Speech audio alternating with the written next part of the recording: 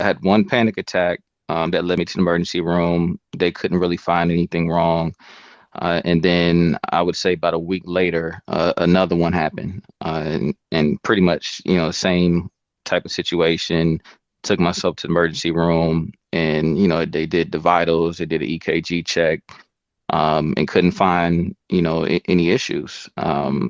So, during that time, I'm really, my anxiety is really in a heightened state because I don't know exactly what's happening. Mm-hmm. And at the time, you just kind of feel like you're losing control of, you just lose control of yourself. It's kind of Mm-hmm. what it felt like.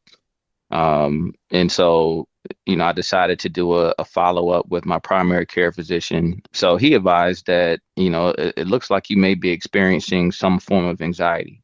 Okay. And at the time, like I said, I didn't really understand what anxiety was. Growing up, none of the men in my family ever really talked about any type of mental struggles that they were experiencing. As black men, we don't really have those conversations out in the open anyway. So just who I am as a person, and I guess really, um, just being around the black men in my family, we kind of shield ourselves from the world when it comes to anything that may make us look weak.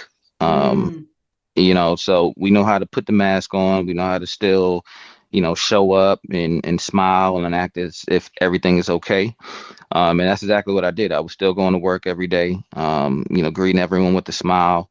I was actually living in an apartment with two of my best friends at the time, and they didn't even know anything of what I was experiencing. Oh. I didn't feel comfortable expressing it because, you don't want anybody to look at you and is he going crazy or, for lack of a better word, you Mm-hmm. just, at least for me, you don't want to put that burden on someone.